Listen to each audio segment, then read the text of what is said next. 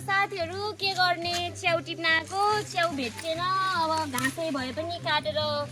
चित्त बुझाउनु पर्यो घर जानु पर्यो घाँसै काटेर भए पनि घाँस पनि राम्रोसँग काट्न पनि आउन्न घाँस चिन्दा पनि चिनिन्न साथीहरू मन लागे जे पनि काटिन्छ जे पनि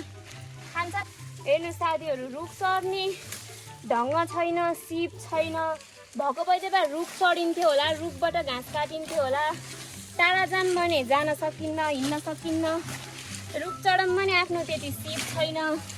भुइँकै झारे घाँस खुवाउनु पर्छ बाख्रालाई हेर्नुहोस् यस्तो माटो छ दुबो यो के गरे धुलो सुलो छ यस्तै यस्तै घाँस खुवाउनु परिरहेको बाख्राहरूलाई